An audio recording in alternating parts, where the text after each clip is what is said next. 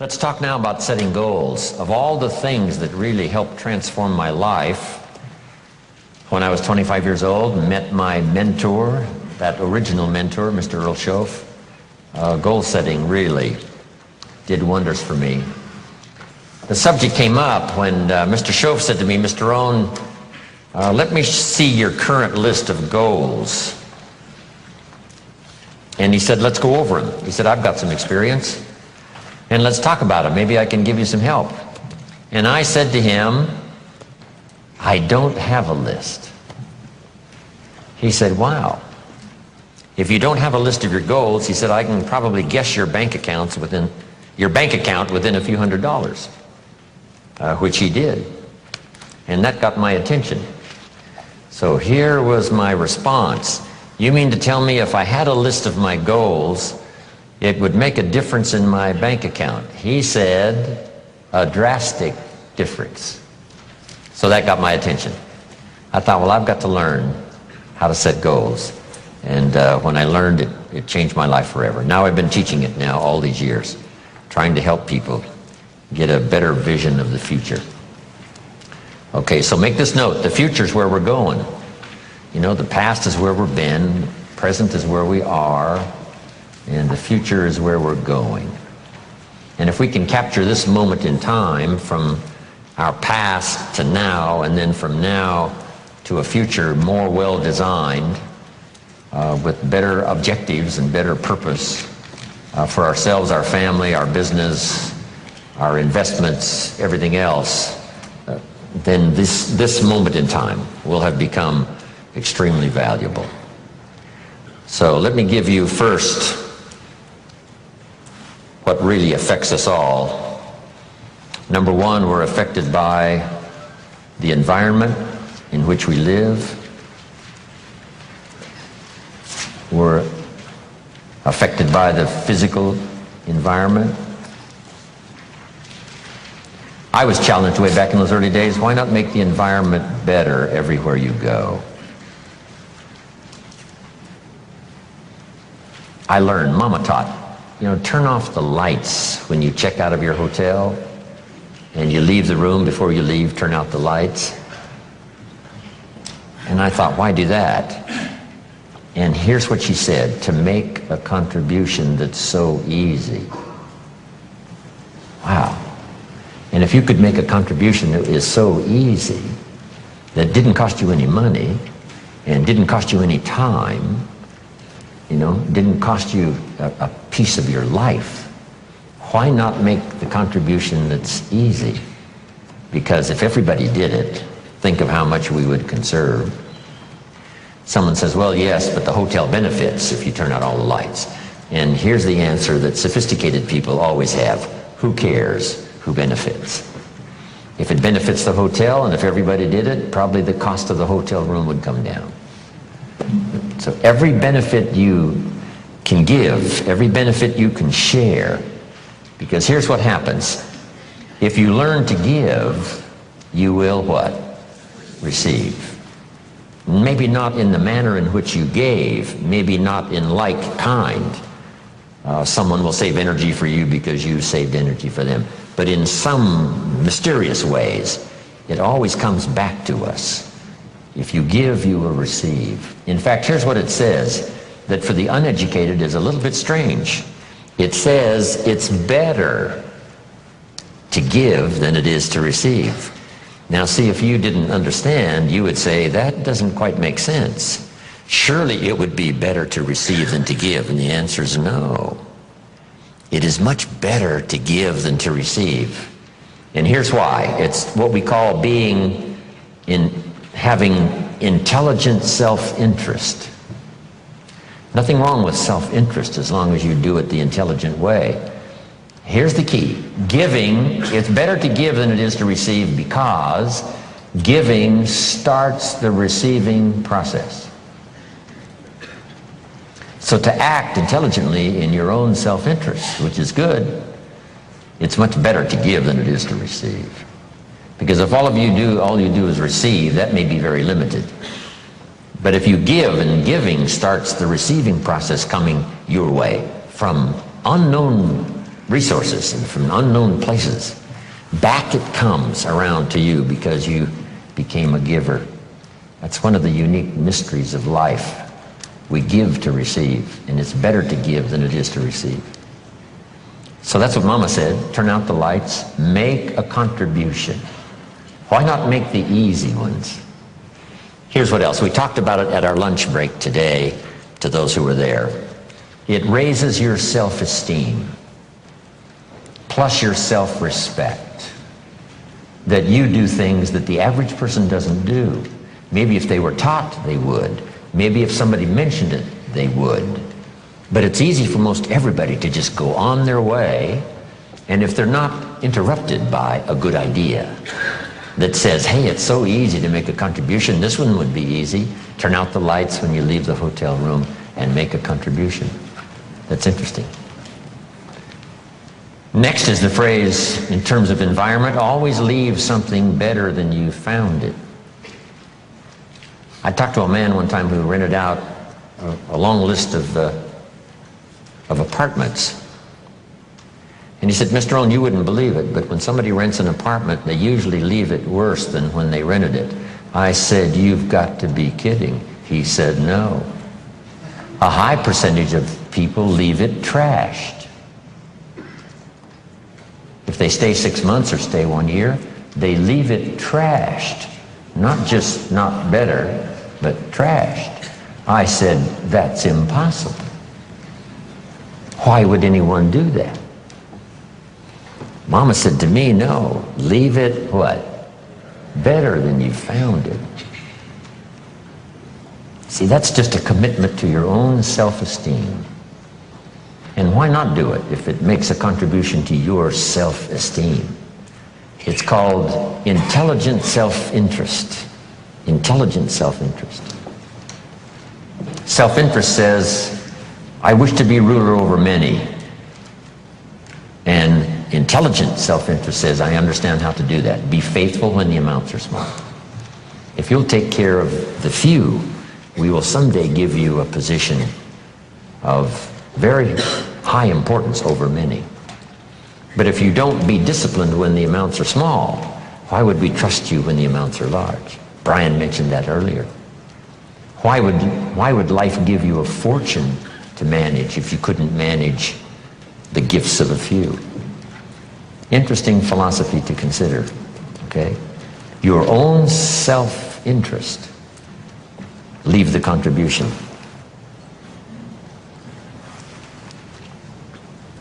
I'm even aware of it when I leave a restaurant and I get me a toothpick, right? And you take off the little cellophane off the toothpick. It's easy to throw it by the cash register, right, or somewhere where it looks like other people have done the same. Mama said, put it in your pocket. Somebody says, wow, a little piece of cellophane, what difference does it make? It doesn't make that much difference, only in your self-respect. Take your trash home and deposit it. How much does it cost to clean up the trash on the highways in America? Mega millions. Wouldn't people take home their own trash and deposit it there rather than scatter it on the highways across America? And the answer is most people do not. It's so easy to throw it out the window. But now, add this, it's so easy to keep it in your car and have a few more points in your favor on self-esteem, feeling good about yourself, doing things that most people don't do. If everybody did it, what a different country we would have. But it doesn't really matter. You say, well, if everybody's going to do it, why shouldn't I do it? And the answer is for your own dignity and for your own self-esteem. You do things that most other people allow themselves to do that you don't do. And so when I talk about the environment, now we're affected by the political environment and the social environment, and we're affected by the economy environment.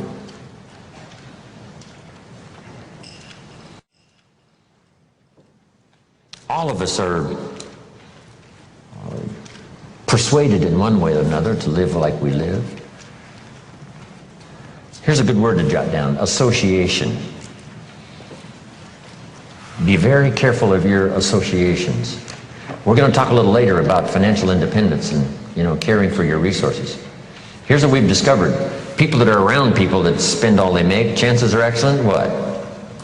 They spend all they make. It's just part of that association. Once you're sort of in it, you sort of do what everyone else does. So here's the key to association. Number one is limited association. Some people you can spend, a few hours with, but not a few days. Some you can spend a few days, but not a lifetime. Some you can spend a little time, but not a lot of time. Limit your associations because of the influence. All of us have to be around people, that have a variety of their own, beliefs and what they do that influences us or, is there. It's in our presence wherever we go. But here's the whole key. Some of it's limited association. Here's the next one. This one is kind of severe, and that is discontinue association.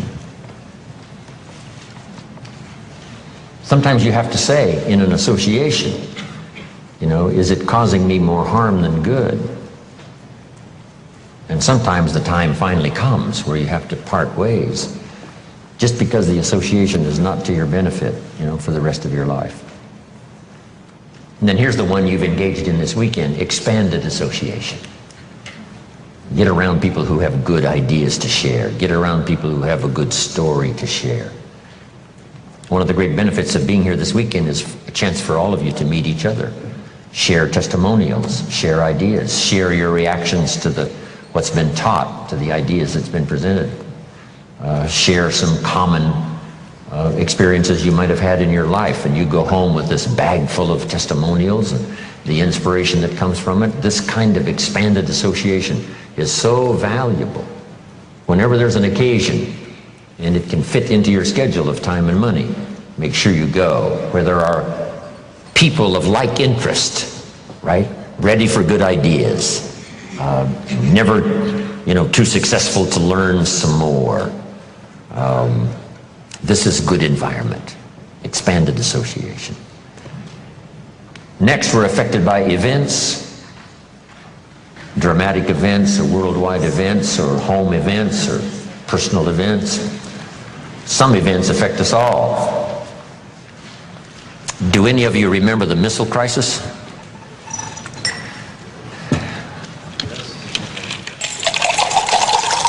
Hey, there's a few of us go back that far, right? Come on. Do I have a little company here? Anybody remember the missile crisis? Okay, I got a little company here. Khrushchev has his missiles on the way to Cuba. John Kennedy finds out about it and calls and says, "Mr. Chairman of the Communist Party, Russia, you cannot put your missiles in Cuba." And Khrushchev says, "Young Mr. President, you don't understand. This is Nikita Khrushchev. And we are the Soviet Union, and we will put our missiles wherever we please." And that started an incredible crisis known as the missile crisis. John Kennedy said, "Mr. Khrushchev, listen carefully.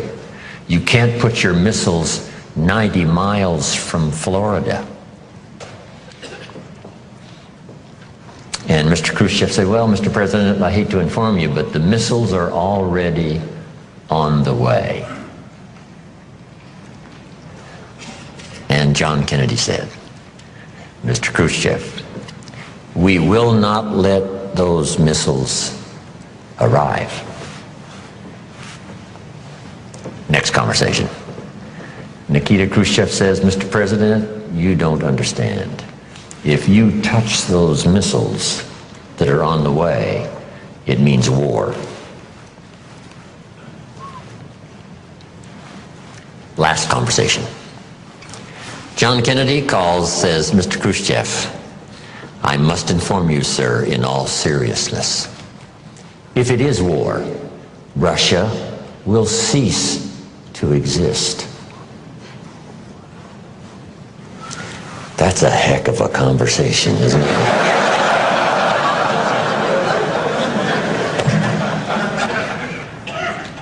And Dean Rusk of the State Department at the time, I think, put it well, said, Kennedy and Khrushchev were staring each other down, and fortunately for all of us, Khrushchev blinked and finally agreed to turn around and take his missiles back home. And the world breathed easier. Back then, some of you might remember, we were digging bomb shelters in our backyards, right? This whole thing about atomic war finally became a reality, and we were saying, wow, surely not, for the sake of our children and our grandchildren. And I'm sure that the Russian officials and Soviet Union officials and Nikita Khrushchev finally decided, for the sake of their children and their grandchildren, there was no need to have this confrontation with the United States. But it was so close. So some events affect us all. Here's number 4. We're all affected by our results, whatever they've been, the results of our errors or the results of our disciplines.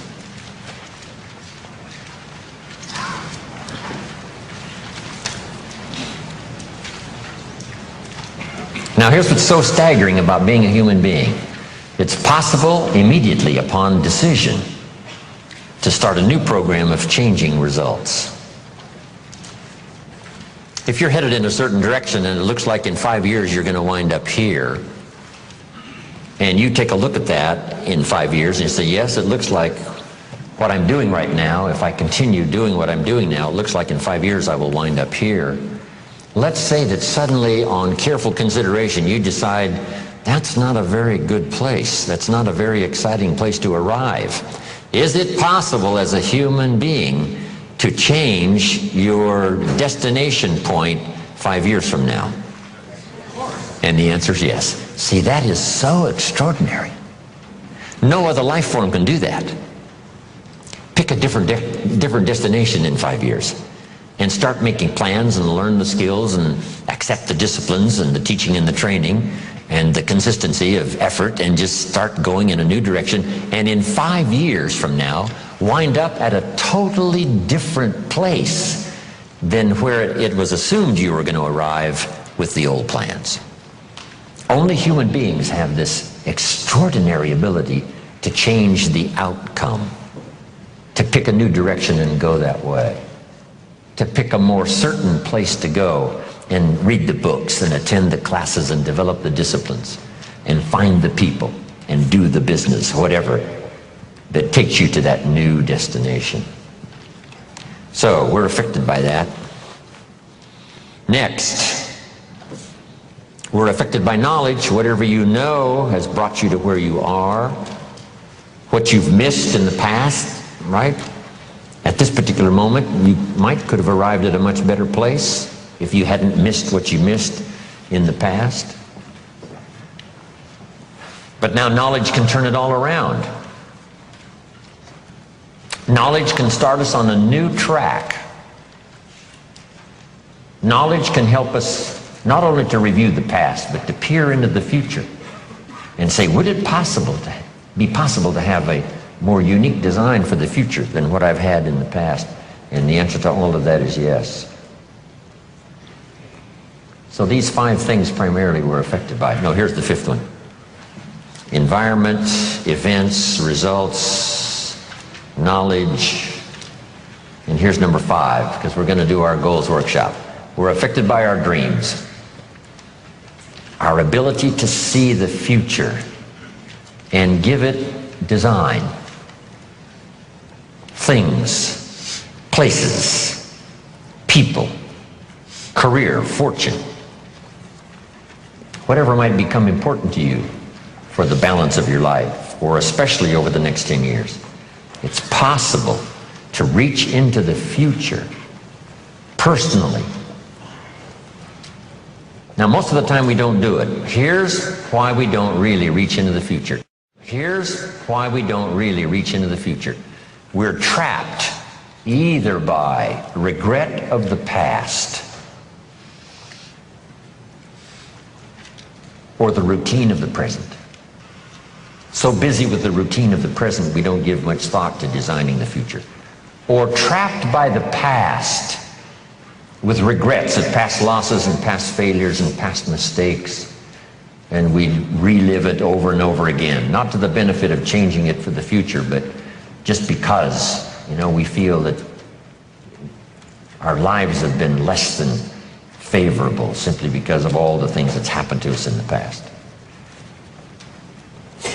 But here's the real key, is to spend some time, and usually we don't do it until someone comes by and offers the suggestion. That's why meeting the right person at the right time, attending the right class, listening to the right sermon, having a conversation with the right person sometimes can totally change the direction of your life. And you're never the same after that personal contact, or sitting in that class, or reading that book, or coming face to face with someone who says, hey, our lives are not that good, what could we do to change? And that very conversation starts this whole process. Wow, I've arrived at a fairly poor place. How could I change all of that for the future? And that is all possible. And this point of contact, maybe today, will help change all of that and give some of you a new glimpse of some of the possibilities. We talked a little bit earlier about the possibilities and believing that the possibilities were possible for you, and then going to work and make them happen. But let's talk now about setting goals and see if we can't make this really meaningful. Here's the next key. Make sure that the greatest pull on you is the pull of the future. Not the pull of the past that keeps taking you back. Not the pull of gravity like the present that just keeps you sort of stuck where you are. But we want to make sure that the greatest influence and pull on us is the pull of the future. If you have powerful goals well designed, and plenty of them, to stir your imagination, here's what they will do. Goals become like a magnet. And the bigger they are and the stronger they are and the longer the list and the more things you'd like to acquire during the course of your lifetime, the stronger they pull. And here's the other advantage in setting goals, so that these goals begin to pull you in that forward future direction. They pull you through all kinds of downtime, all kinds of nighttime experiences, all kinds of winters. You can much more easily survive the next crisis, the next winter of your life, if you have well-set goals, finely tuned, places you want to go, things you want to do, people you want to meet, skills you want to develop, fortune you want to make, benevolence you want to engage in. If all of that becomes powerful and clear and you're on your way, I promise you, no matter what happens, those goals will pull you through. You won't be lost in the middle because you'll be able to see beyond. So with that in mind, let's now engage in this little session. It may be one of the most important for the weekend, designing the next 10 years. I want you to take a fresh piece of paper, or at least put a title up on one page and call it Goals Workshop. And in this Goals Workshop, I'm going to ask a series of questions, and I want you to write down the question first and then do the exercise. Okay? Write down the question first and then do the exercise. If you're ready to go, say, let's go.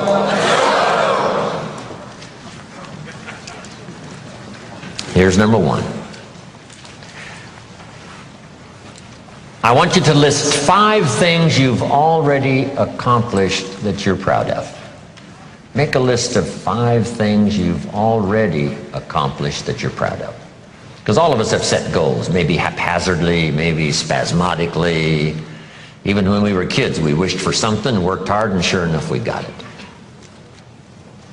List 5 achievements, 5 goals that you've reached in the past already that you're proud of. If you won a gold medal at the Olympics, that would be a good one to put on there. Whatever you've accomplished, just a list of 5 things. This is just a little review that, we're not sitting in a very bad place. We've all accomplished some things. Some of us, a lot of things. When you're working with children, this is a good exercise to start with. What have you already accomplished that you're proud of? In this little country town in Idaho, I graduated third in my class in high school. And I'm going to another class reunion in September. I graduated in 1949, third in my class. I was pretty proud of that, because I wasn't the smartest kid in the world. But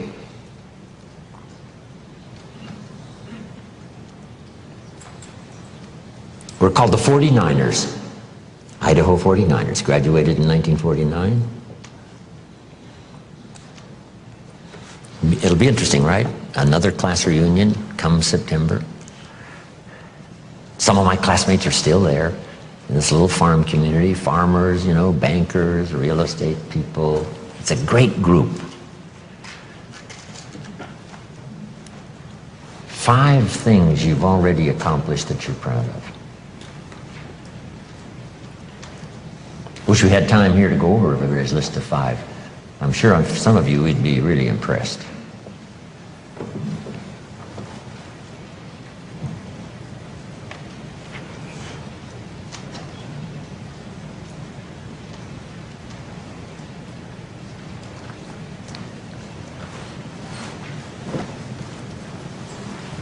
Five things, 5 achievements.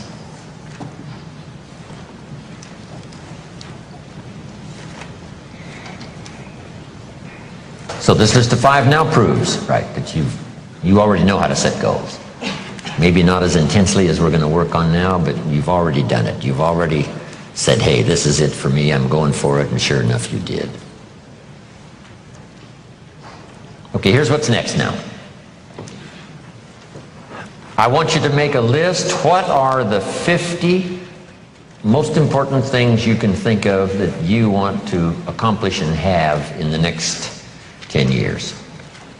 So just put at the top of this now, my 10-year goals, and I want you to make a list of at least 50 items. Little things, big things, and it doesn't matter what they are. Now this list does not mean the list of the things you think you can acquire. This is a list of the things you want. You just let your mind run free. A list of 50 items that would really do it for you in the next 10 years. If you had this, if you went to these places and met these people, and if you had these skills and these investments, education for your children, all the rest of it. So I want you to take the time now.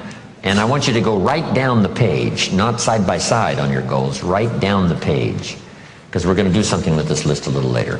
Right down the page, 50 items.